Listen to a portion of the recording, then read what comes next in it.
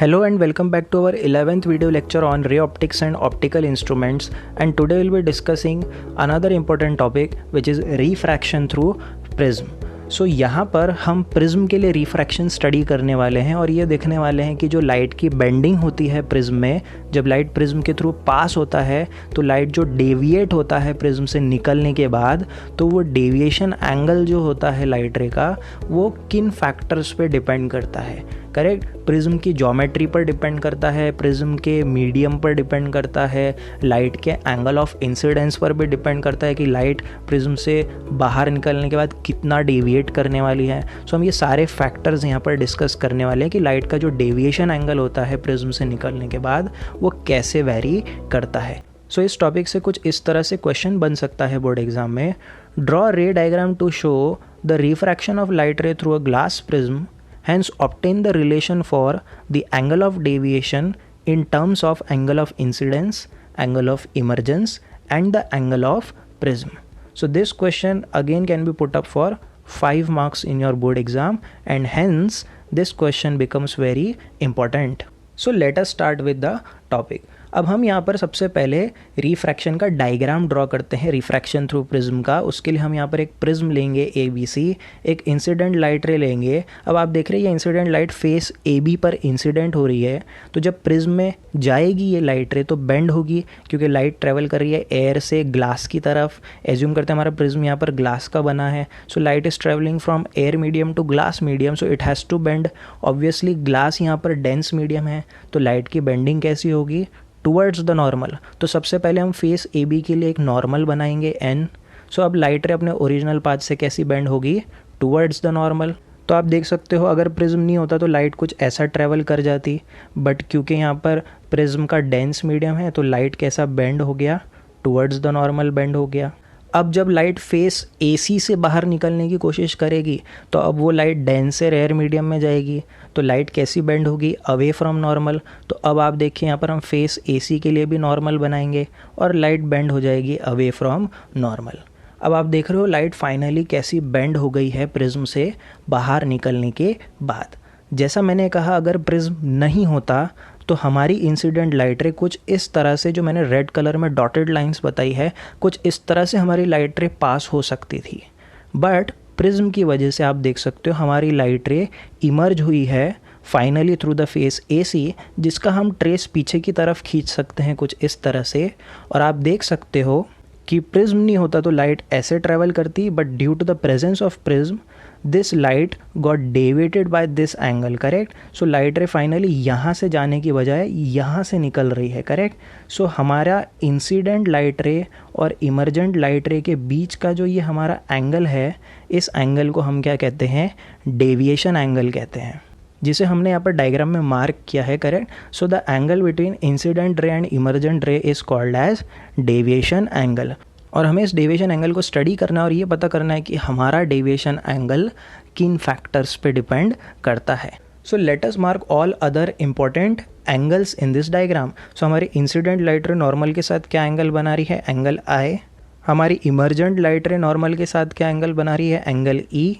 वैसे प्रिज्म के अंदर जो हमारी रिफ्रैक्टेड लाइट रे है वो नॉर्मल के साथ बना रही है एंगल R1 और एंगल R2.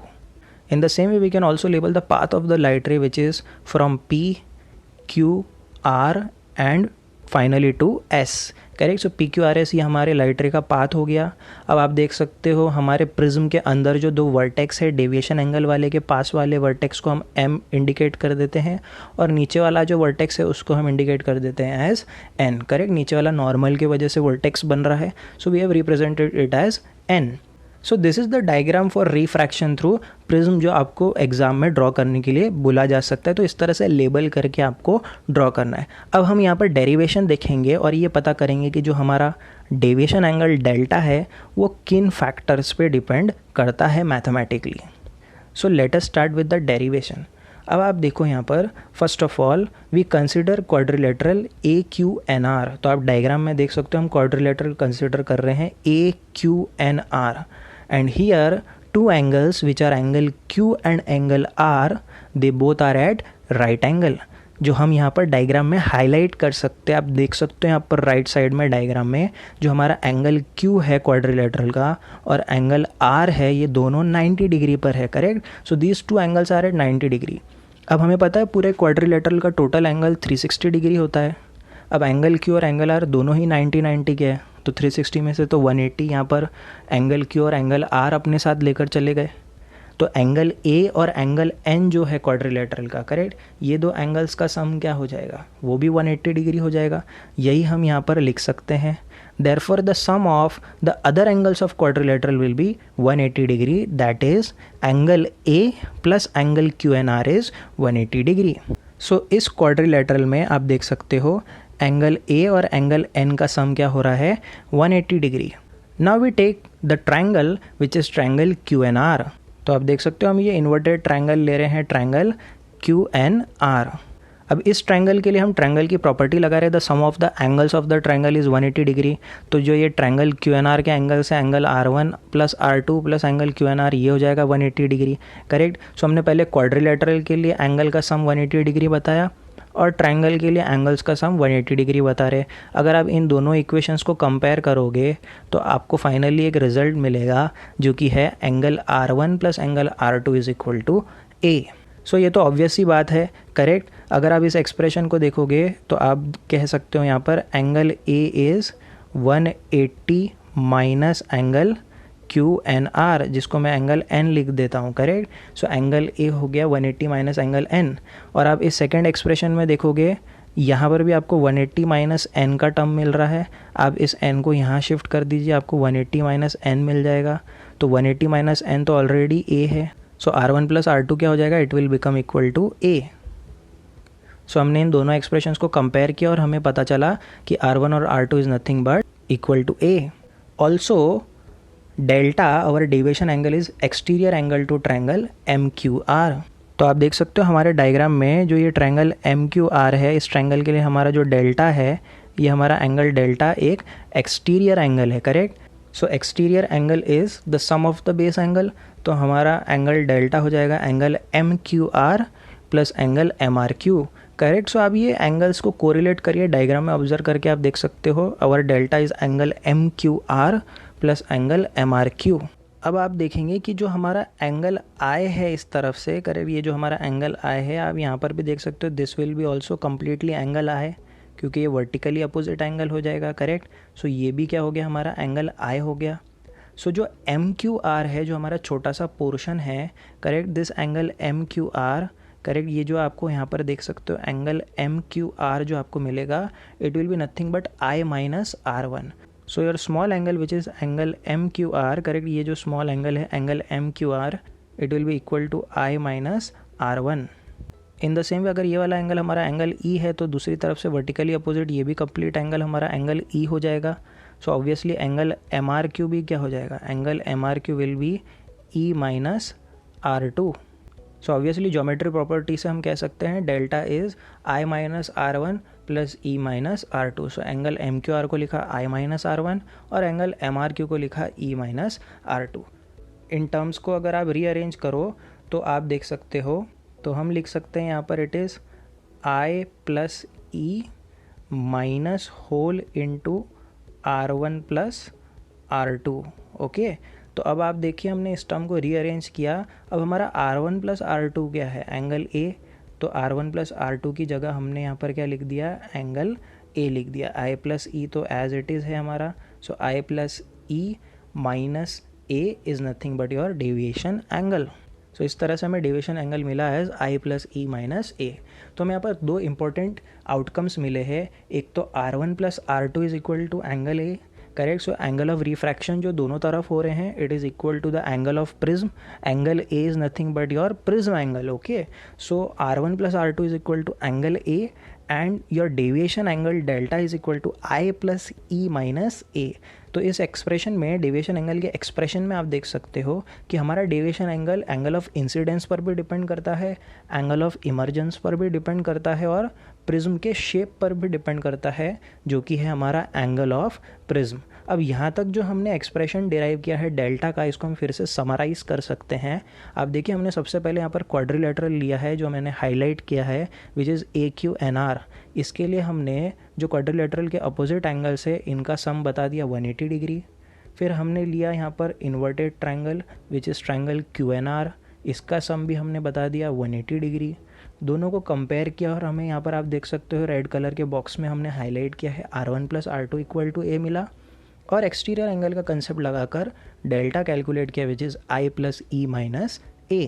सो हम हमारे इन दोनों आउटकम्स को हम यहाँ पर प्रिजर्व रख सकते हैं साइड में, क्योंकि हमारे रेफरेंस में भी और काम आ सकता है ये एक्सप्रेशन। अब देखिए एक बात नोट करने वाली है बच्चों कि एक्सपेरिमेंटली इस प्रिज्म के लिए हमने अलग अलग एंगल से लाइट रेस को इंसिडेंट किया था। ओके, सो आप इस डायग्राम में लेफ्ट साइड में भी देख सकते हो, हमारा जो एंगल ऑफ इंसिडेंस I है, हमने एक्सपेरिमेंटली अलग अलग एंगल से लाइट रे को इंसिडेंट करवाया, और उन अलग अलग एंगल ऑफ इंसिडेंस के लिए हमने अलग अलग डेविएशन एंगल्स नोट डाउन किए। So for different angle of incidence we noted down different angle of deviation. So अलग अलग एंगल ऑफ इंसिडेंसेस के लिए हमने अलग अलग डेविएशन एंगल की वैल्यूज़ को प्लॉट किया। सो आप देख सकते हो हमारा प्लॉट का ग्राफ कुछ इस तरह से आया। मतलब जैसे जैसे एंगल ऑफ इंसिडेंस बढ़ रहा था वैसे वैसे एंगल ऑफ डेविएशन घट रहा था, और फिर वापस क्या हो रहा था, बढ़ रहा था। सो आप देख रहे हो एंगल ऑफ डेविएशन का वेरिएशन बहुत सिमेट्रिक है with respect to angle of incidence. मतलब छोटे एंगल ऑफ इंसिडेंस के लिए एंगल ऑफ डेविएशन थोड़ा ज़्यादा था, और जैसे जैसे एंगल ऑफ इंसिडेंस बढ़ा एंगल ऑफ डेविएशन घटता चला गया, और आगे फर्दर जब एंगल ऑफ इंसिडेंस बढ़ा तो एंगल ऑफ डेविएशन वापस बढ़ता चला गया। तो हमें इस यू शेप का ग्राफ मिला। इस यू शेप के ग्राफ में आप देख सकते हैं कि जब हमें मिनिमम डेविएशन एंगल मिला, करेक्ट, उस मिनिमम डेविएशन एंगल पर जो हमारा एंगल ऑफ इंसिडेंस था, लेट अस से हमारा एंगल ऑफ इंसिडेंस है यहाँ पर 50 डिग्री। तो इस एंगल ऑफ इंसिडेंस 50 डिग्री के एंगल ऑफ इंसिडेंस पर हमें डेविएशन एंगल मिला लेट अस से 40 degree, correct.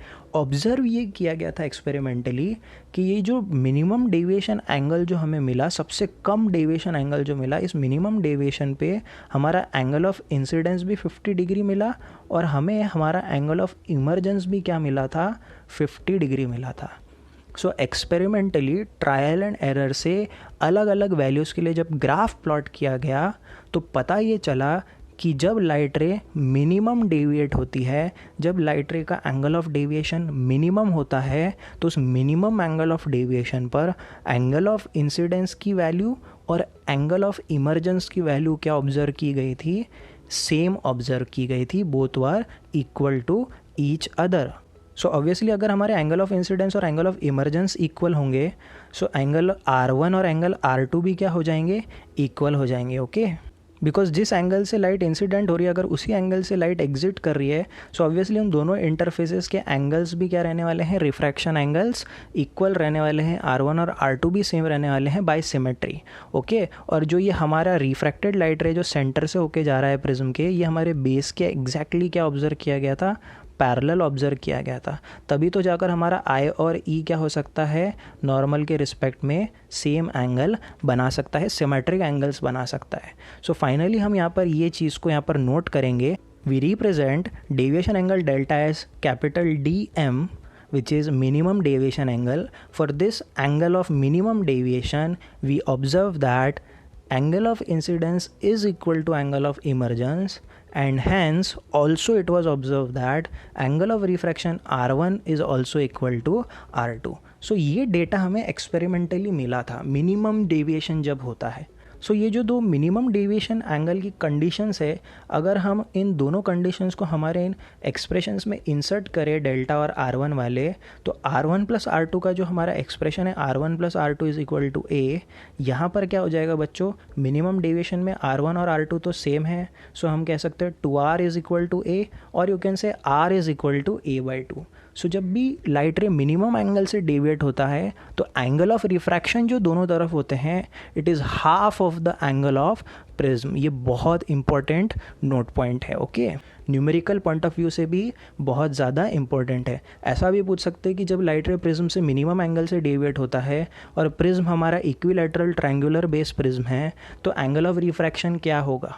So obviously angle of refraction 60 degree by 2 होगा विच विल बी 30 डिग्री। सो कुछ इस तरह से भी क्वेश्चंस बोर्ड एग्जाम में बन सकते हैं। वैसे अगर आप delta is equal to I plus E minus A के फॉर्मूला में मिनिमम डेविएशन की कंडीशन इंसर्ट करें तो आपका डेल्टा तो हो जाएगा डी जो कि मिनिमम डेविएशन, आई प्लस ई हो जाएगा 2i।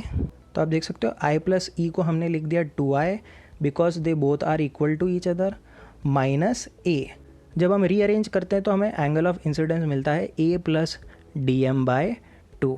ओके, तो हमें यहाँ पर मिल गया angle of refraction as A by 2 and angle of incidence as A plus deviation angle which is D M which is minimum deviation angle D M divided by 2। तो अगर हमें इस ए बी के इंटरफेस के लिए अगर आई और are की वैल्यू हमें मिल गई है तो हम यहाँ पर स्नेल्स लॉ भी लगा सकते हैं, करेक्ट। सो मिनिमम डेविएशन के लिए हम अगर स्नेल्स लॉ अप्लाई करें तो हमें प्रिज्म का रिफ्रैक्टिव इंडेक्स मिल सकता है। तो प्रिज्म का रिफ्रैक्टिव इंडेक्स कैसे निकलेगा? By applying Snell's law which is mu is equal to sine I by sine R. So refractive index of prism with respect to air, जिसको हमने n/1 भी लिख सकते हो, इस sine I by sine R. I है हमारा a plus D by 2 और r है हमारा a बाई 2। तो आप देख सकते हो हमने i की वैल्यू साइन i में ये i की वैल्यू इंसर्ट की और साइन r में हमने r की वैल्यू इंसर्ट कर दी। इस तरह से हमें ये प्रिज्म का रिफ्रैक्टिव इंडेक्स मिल गया। ओके, तो आपको बोर्ड एग्जाम में ऐसे भी क्वेश्चन फ्रेम अप किया जा सकता है, derive the expression of refractive index of prism in terms of minimum deviation angle. So आप देख सकते हो हमारे प्रिज्म का refractive index in terms of minimum deviation angle है। तो कुछ इस तरह से भी आपको क्वेश्चन फ्रेम किया जा सकता है। So this is the complete solution of the derivation. So इस डेरिवेशन में आपको यहाँ तक पूरा 5 मार्क्स के लिए लिखना होगा। डायग्राम ड्रॉ करना पड़ेगा प्रिज्म का, ये ग्राफ ड्रॉ करना पड़ेगा। ग्राफ में ये जो मैंने नंबर्स प्लॉट किए एक्स और वाई एक्सिस पे, ये इंपॉर्टेंट नहीं है। आपको सिर्फ एक्स एक्सिस पे एंगल ऑफ इंसिडेंस मार्क करना है, वाई एक्सिस पे एंगल ऑफ डेविएशन मार्क करना है और यू शेप का ग्राफ बताना है। और हाईलाइट ये करना है कि मिनिमम डेविएशन पर आई और ई क्या हो जाते हैं? इक्वल हो जाते हैं। ओके, सो ये हमारा डी हो गया यहाँ पर मिनिमम और ये जो आई की वैल्यू है यहाँ पर एक्स एक्सिस पर ये आई ई के बराबर हो जाता है। तो ये ग्राफ प्लॉट करना है और फाइनली हमें यहाँ तक रिफ्रैक्टिव इंडेक्स को कैलकुलेट करना है। सो आई होप आपको आज का डेरिवेशन समझ में आया होगा। In the next video lecture will come up with new topic. Till then stay tuned for the next video lecture.